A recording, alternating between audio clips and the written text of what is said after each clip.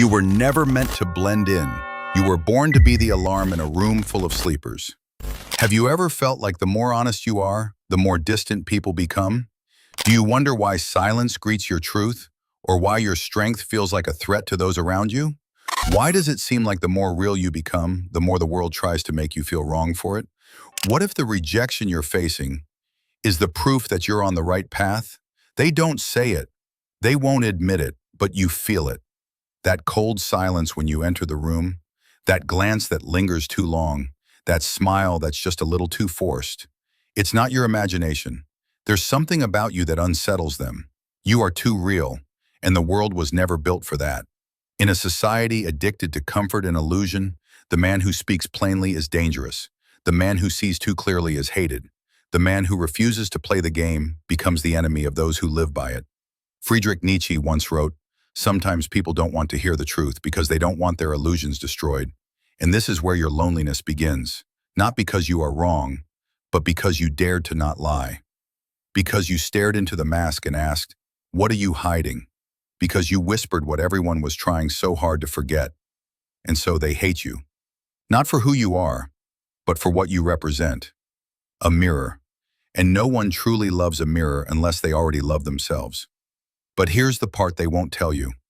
This hatred is proof. Proof that you are on a path they fear to walk. Proof that your eyes are open. Proof that the world still has men brave enough to live without the veil. To be too real is to carry a burden, but it is also the path to greatness. Think of Socrates, who wandered Athens asking questions, not to destroy people, but to awaken them. What did he get in return? He was sentenced to death for corrupting the youth and questioning the gods.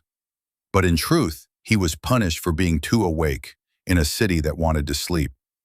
Every young man must understand, being too real is not a flaw, it is a fire. It burns through illusion. It makes people uncomfortable because it reveals what they have buried. And in that discomfort, they will project their own weaknesses onto you. You will hear it in their sarcasm. You will feel it in their distance. And you will wonder if you're the problem. But you are not the problem. You are the proof that they've settled. You are the storm in a world that wants only still water. Day to day, you will experience this in subtle ways. You'll speak honestly in a group, and they'll fall silent. You'll refuse to laugh at something shallow, and they'll call you uptight. You'll work on yourself, read fast, train, and they'll say you're trying too hard. But you are not trying too hard. You are becoming what they gave up on.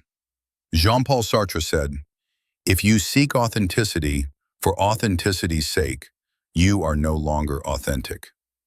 And he was right. The world today sells authenticity like it's a brand, a product, an aesthetic. But true authenticity isn't loud. It's not branded. It's silent. It's powerful.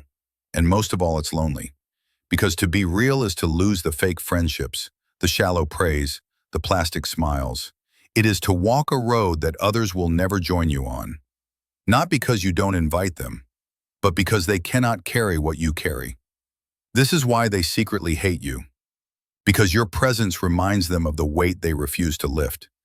And yet this is also why you must keep going. Marcus Aurelius, the Roman emperor and Stoic philosopher, once said, "If it is not right, do not do it. If it is not true, do not say it." It's simple advice, but terrifyingly hard to follow, because when you speak the truth, the world will call you harsh. When you act with integrity, the world will say you're arrogant. And when you succeed without compromise, they will whisper that you got lucky. But luck has nothing to do with it. What they call luck is the fruit of solitude, focus, and an unshakable refusal to bend your knee. Listen to me now, young man. The pain you feel, the isolation, the misunderstandings, the cold shoulders, it is not the sign of failure.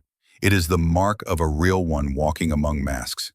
Every day, you are tested, not by obvious enemies, but by quiet betrayals. A friend who jokes too cruelly, a colleague who mocks your discipline, a stranger who tries to provoke you. These are not random events, these are spiritual tests. They are asking, will you shrink to be accepted? Will you betray yourself to be liked? And you must answer, not with words, but with your walk, with your silence, with your focus, with your fire. Carl Jung once said, "The privilege of a lifetime is to become who you truly are."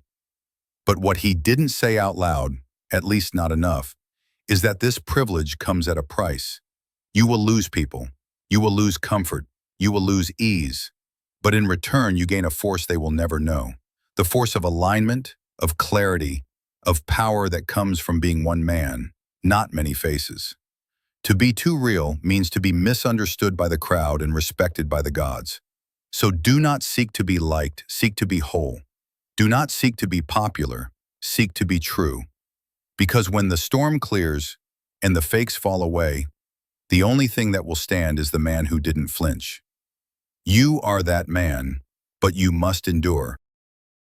The great Eastern mystic Lao Tzu once said, "Care about what other people think, and you will always be their prisoner." And here is where many young men fall.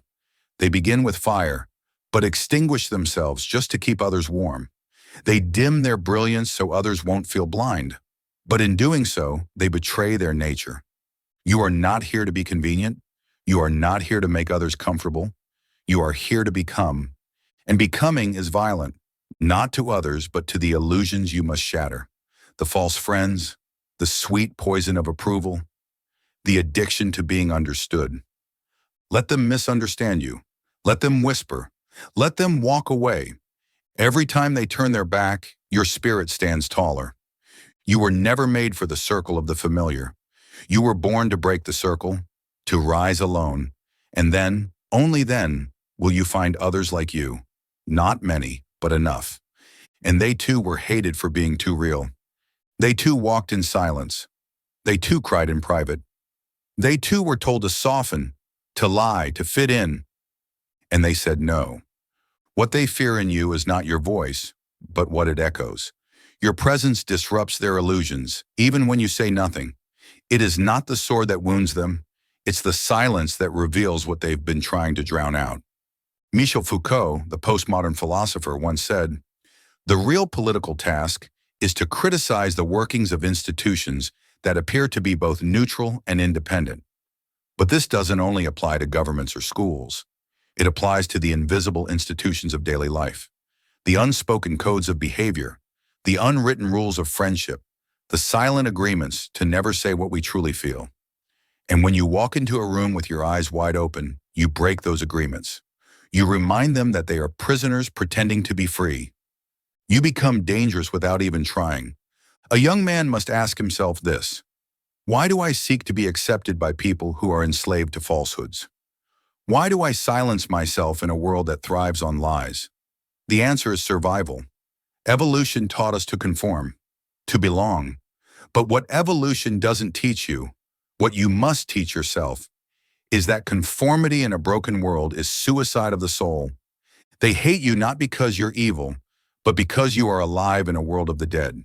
Arthur Schopenhauer once observed, "The person who writes for fools is always sure of a large audience." Apply that to how people speak today. Shallow jokes, safe opinions, phrases they don't believe in just to keep the peace. But the moment you speak from your soul, not from your script, they become uneasy because you didn't ask for permission to be real. And when you stop asking, the world begins watching. You will notice this in everyday life. When you stop gossiping, they'll say you're cold. When you speak directly, they'll say you're arrogant. When you say no without guilt, they'll call you selfish. But you are not any of those things. You are free, and that scares them. Young men today are not told this. They're taught to be agreeable, to soften their edges, to be liked above all. But listen carefully. Likability is the enemy of greatness. The men who changed the world, did they ask to be liked? Did Jesus ask to be liked when he overturned the tables in the temple? Did Muhammad ask to be liked when he spoke out against the idols of Mecca? Did Martin Luther King Jr. ask to be liked when he marched through streets that despised him? They weren't trying to be accepted. They were trying to be true. And so must you. Realness is not a trend. It is not a vibe. It is a burden. But only the real can carry it. And when you carry it, you will walk differently. You will stop pretending. You will lose sleep, but you will gain sight. You will be hated, but you will be remembered. There is a cost to this. It's not free. People will distance themselves. Opportunities will close. You will lose women, friends, jobs. But what you gain is something few will ever taste. The alignment of your soul with your words with your actions with your destiny. Nietzsche once said, "He who has a why to live can bear almost any how." And your why, is to walk as a whole man in a fractured world. That's what they fear. A man who cannot be bought, a man who does not chase applause, a man who listens to the voice within, even when the world screams against it. Let me speak to you directly, young man. You may feel isolated. You may feel like something is wrong with you. But what if I told you that your pain is proof that you are not asleep? That the world rewards comfort, but the soul rewards truth. And truth doesn't comfort. It cuts. It burns. It kills the old you. And in that death, the real man is born. You were never meant to be another agreeable face in the crowd. You were meant to disturb the silence, to force people to ask, who is he? Why doesn't he play along? And the answer is this: because you're not here to play. You're here to conquer. Even the philosophers of ancient India understood this. In the Bhagavad Gita, Krishna tells Arjuna, you have the right to perform your duty, but not to the fruits of your actions. In other words, do what is right, not what is liked. Speak what is true, not what is safe. Be what is whole, not what is popular. But that won't come easy. You will face mockery. You will be told you're too intense, that you overthink, that you care too much. But those very traits are what make you powerful. They are the signs that your soul is still breathing. Most people are sleepwalking through life. They don't want to be awake. It's too painful to see, too raw to feel. But you dared to open your eyes, and now they hate you, not because of what you are, but because they cannot follow. You will stand in rooms full of noise and feel the silence of truth in your bones. You will look at people and see not their smiles, but their sadness, not their words, but their wounds. And you will realize something terrifying, that you cannot unsee what you've seen. But you must not look away. You must use that sight to become. Because the man who is too real is not cursed. He is chosen. Chosen to endure more, to carry more, to break before he builds. And so when the world begins to reject you, smile. When they turn their backs, walk forward. When they whisper, speak louder with your actions. Because every step you take in truth is a blow to the lie. And every lie you refuse to live is a sword through the heart of the system that feeds on sleep. In a world of blurred mirrors and plastic voices, your honesty is a weapon. It cuts through layers people have spent their entire lives building. Not just to protect themselves, but to pretend they don't hurt. When you refuse to wear a mask, you reveal theirs. And nothing is more frightening than being seen by someone who has no mask to hide behind. They hate you because deep down, they want to be you. Not your name, not your life, but your courage. The courage to speak without trembling, to walk without doubting, to stand alone and not flinch. That's not arrogance. That's the quiet roar of a man who has nothing to prove, because he already knows what he is. The Danish philosopher Søren Kierkegaard once wrote, "The crowd is untruth." He meant that truth is never born in the noise of many, but in the solitude of the one who dares to ask, what is real? You've asked that question, and that's why they resent you. You remind them of everything they've abandoned. Let's speak practically now. You're a young man trying to make something of yourself. You're going to face this hatred in subtle ways. At the gym, when you push yourself harder than others, they'll roll their eyes. In your friend group, when you say no to drinking or distractions, they'll mock your discipline. At work, when you refuse to play political games, they'll label you difficult. But that's their language for uncontrollable. They want you tame, predictable, bendable. But you weren't made for the cage. Being too real means you will often walk alone. But that solitude is sacred. It's the furnace in which your future is forged. And in that silence, you'll hear something you never heard in the noise. Your own power. Every time you say what you mean, even when it costs you, your spine grows. Every time you choose truth over approval, your voice deepens. Every time you face rejection and keep moving, Your path sharpens. And slowly something shifts. They stop laughing. They stop mocking and they begin watching. Because in the quiet of your grind, in the shadow of your focus, in the solitude of your discipline, you become undeniable. Remember what Epictetus said, if you want to improve, be content to be thought foolish and stupid. This is the ancient Stoic wisdom most men can't swallow. Everyone wants growth, but no one wants the ridicule that comes before it. They want strength without rejection, glory without grit, respect without solitude. But the path of the real man demands that you suffer the eye rolls, the sighs, the quiet exits from the people who can't handle your truth. And you endure it, not because you enjoy it, but because the alternative is worse, betraying your nature. You cannot fake it anymore. That's why it hurts when you try. You've tasted something real, and once your soul gets even a drop of it, lies become poison. Distractions lose their flavor. Comfort becomes a trap. This is the rebirth, but it looks like death to the world. You are not sick. You are shedding skin. You are not distant. You are diving inward. You are not arrogant. You are no longer performing. This transition is not pretty. It's not poetic. It's brutal, lonely, quiet. But it is also the gateway to everything they told you was a dream. Franz Kafka once said, "You need not leave your room. Remain sitting at your table and listen. You need not even listen. Simply wait. The world will roll in ecstasy at your feet, but only if you are real. The world only bends to those who are immovable. And the man who is too real has become immovable, not in body, but in being." So why do they hate you? Because your existence disrupts the algorithm. You refuse to be categorized. You don't follow the scripts. You post nothing, say little, and yet the room shifts when you enter. You are not loud, but your silence has gravity. You are not aggressive, but your presence is felt. You are not desperate, but your absence is noticed, and that's what haunts them. There is no blueprint for you. You don't fit their roles. You don't laugh on cue. You don't say what they expect. And most dangerously, you remember who you are in a world that begs you to forget. You must protect that memory. Guard it like fire, because the world will tempt you to dilute it, to be more palatable, more digestible. But never forget, once you trade your edge for acceptance, you have nothing left. You were never made to be liked. You were made to lead, not the world, not the masses, but yourself. And that self, whole, awake, wild, will draw to it everything it needs. Not because you chase, but because you become. And becoming is the most terrifying thing a man can do in a world that worships fitting in. Young men often ask, how do I find my path? But the better question is, what am I pretending not to be?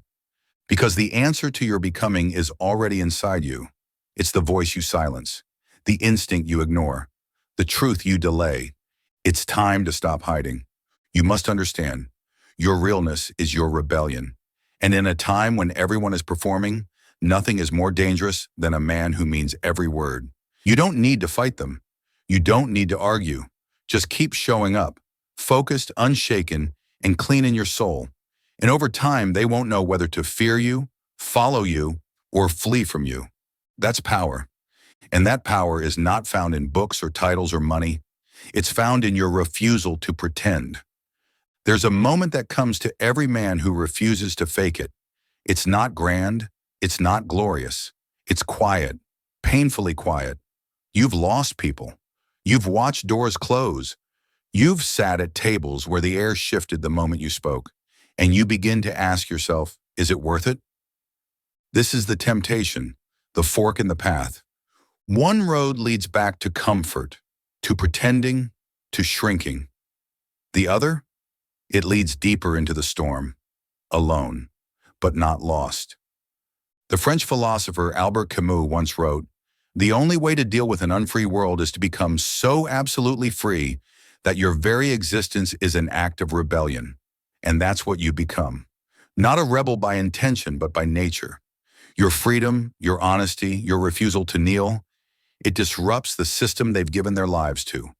When you no longer play their games, you force them to question why they're still playing. Let me give you a day-to-day example. You're in a group of people and someone starts gossiping. They look to you for a laugh, a nod, some participation. You say nothing. You look away. Maybe you say, I'm not into that. The moment shifts. They feel exposed. Suddenly you're the strange one. Not because you were cruel, but because you held up a standard. Or maybe you're dating someone who wants you to dilute your truth.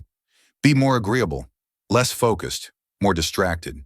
And when you refuse, they say, you're too intense. You don't know how to relax.